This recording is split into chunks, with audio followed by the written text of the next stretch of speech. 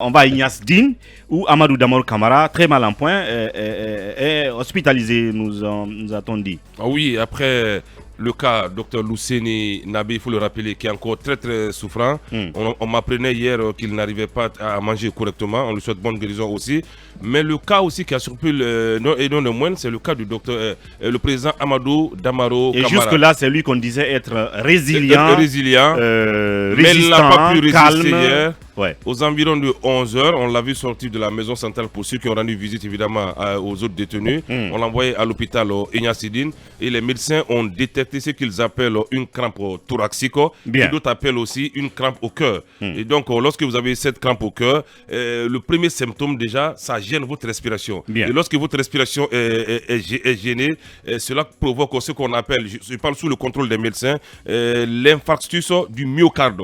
Je ne sais pas ce que ça veut dire, mais il paraît que ça provoquerait l'infarctus du myocarde. C'est un AVC, très bien. Alors, cet infarctus du myocarde provoque le décès en quelques heures. Donc aujourd'hui, c'est une alerte rouge qui est lancée. Le président Amadou Damaro Camara n'effectue plus ses prières en étant debout. Il s'assoit pour effectuer ses prières. Il va très très mal. Une source même m'apprenait hier qu'on l'avait envoyé en urgence à l'hôpital. Il y a une tard la nuit. Reste à vérifier. Ce qui veut dire qu'aujourd'hui, la CREF doit accepter sa mise en liberté sous contrôle judiciaire pour qu'il bénéficie des soins adéquats. On lui disait très résistant, il parle moins. Mais aujourd'hui, si la maladie est en train de prendre le dessus sur sa santé de fer, j'espère que le tribunal va nous montrer son visage humain. Enfin, je vais parler évidemment de la CREF. Parce que lorsque vous souffrez d'une crampe thoracique, imaginez ce que ça fait. En étant assis, vous pouvez faire un AVC. Même au lit, vous pouvez faire un AVC. Et il n'y a pas de médicaments à l'hôpital, à la maison centrale, parce qu'on nous apprend que là-bas, on donne que des paracétamol et ce qu'on appelle des matlatones, des mentos, pour se frotter le pied ou la poitrine avec. Pour un cadre qui ne va pas fuir le pays, qui a ses biens en Guinée, qui a ses enfants, un président d'une institution, il faudra accepter de le mettre sous contrôle judiciaire, parce que Damaro ne demande pas une évacuation à l'étranger. On demande juste une mise en liberté sous contrôle judiciaire pour qu'il bénéficie de soins adéquats. Lousseni Nabé, c'est la même situation. Dr Kassori Fofana, c'est la même situation. Et Dr Diané, qu'on parle jamais. Dr Diané a été déposé à la maison centrale pendant qu'il avait subi une intervention chirurgicale 2 semaines avant son arrestation. Donc ça veut dire qu'aujourd'hui, c'est une maison centrale de malades. On a le cas Lousseni Camara dans nos esprits encore. Damaro est malade. Lousseni Nabé gravement malade. Ils sont tous malades parce qu'ils sont tous diabétiques.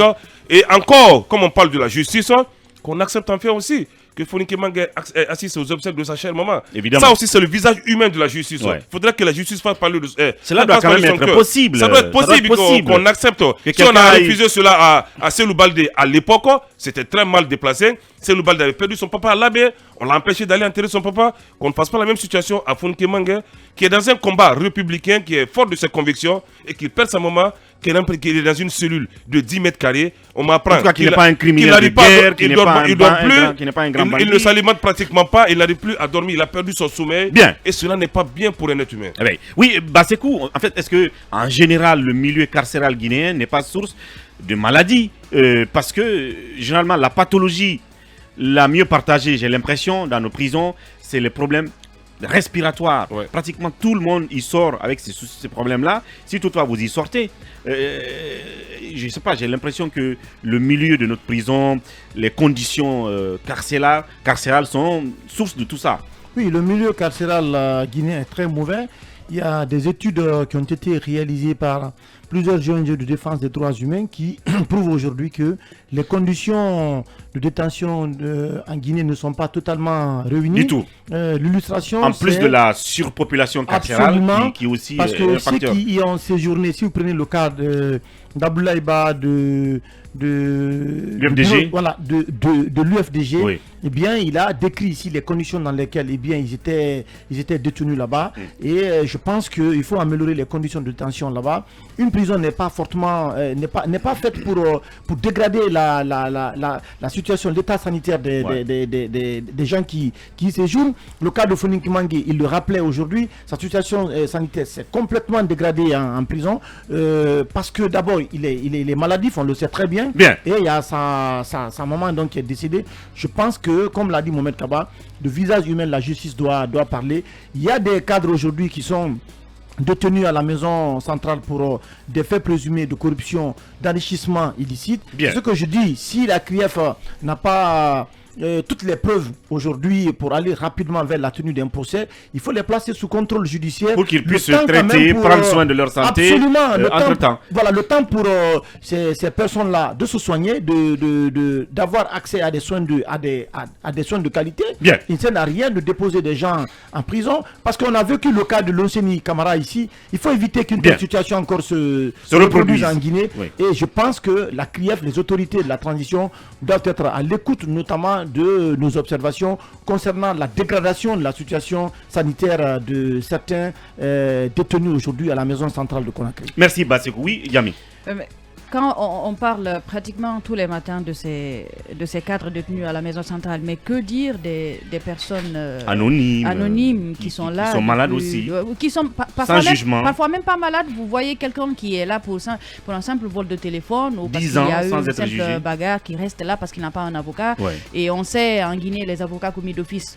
Est-ce que ça existe même? Parce que je n'en entends pratiquement pas parler dans certains pays. Ouais. Et si vous n'avez pas la possibilité de vous payer un avocat, l'État vous en donne un, mais ici... Oui, mais... Est-ce qu'ils se rendent disponibles? Tout à l'heure, on parlait tout de suite de la qualité de certains avocats. Que dire d'un avocat commis d'office? Parce que même dans les plus grands pays, les avocats commis d'office, on connaît la qualité de leurs prestations. Donc, il y a tellement de gens aujourd'hui à la maison centrale qui sont là pendant plusieurs mois, en tout cas qui ont fait beaucoup de temps à la maison centrale, mais qui n'ont pas bénéficié d'un simple procès, alors que c'est le minimum qu'on puisse demander pour un être humain, tout simplement. Pas pour un cadre ou qui que ce soit, pour un être humain. Quel que soit ce qu'on lui reproche, qui les que raisons... vous soyez, quel que soit ce qu'on vous reproche, Oui. quand vous êtes en conflit avec la loi, vous devez bénéficier d'un procès et vos droits doivent être respectés. À la base. Oui, Akumba Diallo là-dessus, ça devient de plus en plus récurrent. Ces cas de maladie, de ces cadres-là. Oui, en prison, ça fait quand même peur. Ça démontre une fois de plus que le milieu carcéral n'est pas très approprié. Du tout. On sait que M. Charles White, à un moment donné, s'était donné pour mission de rendre cet environnement-là un peu plus idéal, entre guillemets, parce que la prison n'est jamais idéale. Mais je pense que les efforts n'ont pas continué à mon sens et il serait bon qu'on revienne à ces préoccupations-là pour que nos prisons soient désormais des lieux de rééducation et non des mouroirs.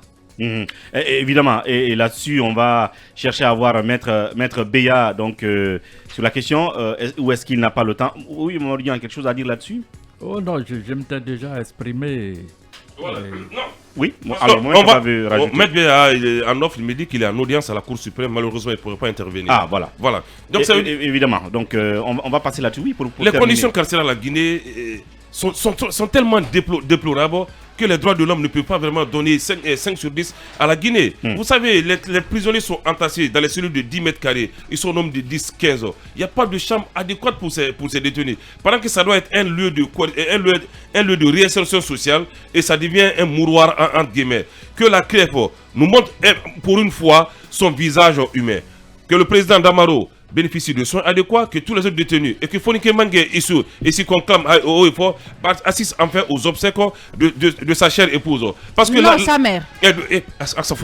De sa mère, bien sûr. Donc vraiment qu'on nous montre ce visage humain. Et ce que j'ai envie d'ajouter, Uri, par contre, je voulais un peu m'exprimer sur cette affaire de médicaments. C'est une sortie de prison. Bien, alors mais qu'est-ce qu'on fait pour accompagner ces vendeurs de médicaments? On ferme les conteneurs, on ferme les pharmacies, comme l'a dit le doyen, la célèbre pharmacie qui se trouverait à Kipé. Nous savons qu'elle coûte excessivement cher. Et tenez-vous bien, à Madina, ça continue évidemment. On ouvre la porte du conteneur. Pas qu'à Madina, même dans les quartiers. Voilà, on vous sert, après on referme les portes partout. Donc ça veut dire qu'encore la mesure n'est pas encore efficace et très très appropriée. Bien. Qu'on accorde des mesures d'accompagnement à ces vendeurs de médicaments. Lorsque vous allez à l'intérieur, est-ce que la pharmacie centrale a déjà servi toutes ces pharmacies à l'intérieur du pays? Je pense que non. Donc il faut renforcer la pharmacie centrale guinéenne. C'est un message qu'on lance aujourd'hui au directeur national des pharmacies, Dr Ba, qu'on encourage son initiative, mais qu'il faut vraiment mettre des mesures d'accompagnement en place. Voilà, toutes ces personnalités politiques, bien entendu,